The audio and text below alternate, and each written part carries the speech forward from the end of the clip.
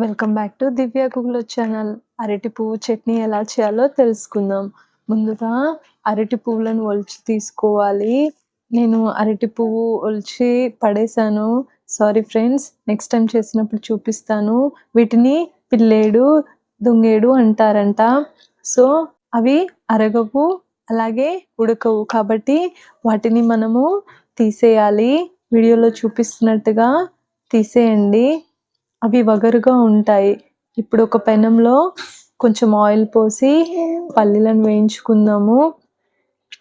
పల్లీలు దోరగా వేగిన తర్వాత మనం ఇందులోకి కొన్ని పచ్చిమిర్చి, మన కారానికి తగినట్టుగా అదే పెనంలో కొంచెం పచ్చిమిర్చి యాడ్ చేసుకోవాలండి. ఇవి కూడా వేయించుకోవాలి.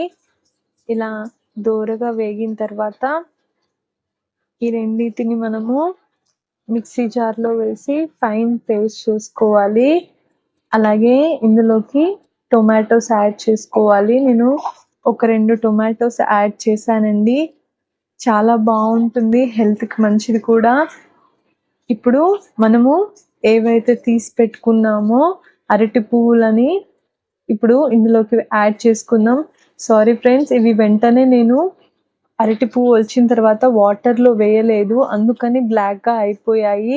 మీరు కనుక ఒలిచిన తర్వాత అవి కొన్ని వాటర్లో పసుపు యాడ్ చేసి పువ్వులు తీసినట్టుగా వాటర్లో వేసేస్తే ఇలా బ్లాక్గా అవ్వవు. ఇప్పుడు వీటిని ఇలా వేయించుకోవాలి ఆయిల్లో.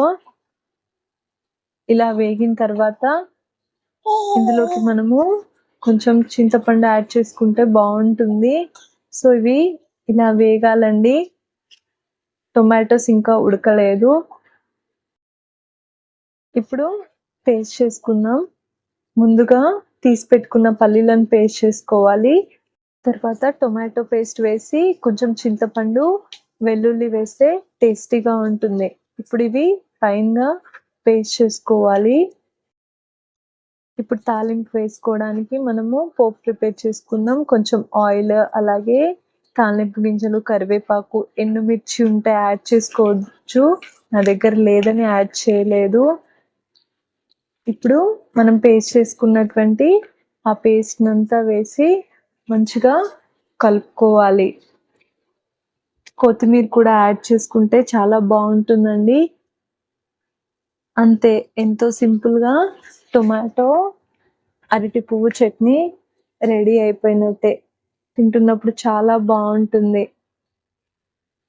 మీకు ఈ వీడియో నచ్చినట్టయితే నా ఛానల్ని సబ్స్క్రైబ్ చేయండి. Thank you for watching. For more videos, subscribe to my channel. Thank you.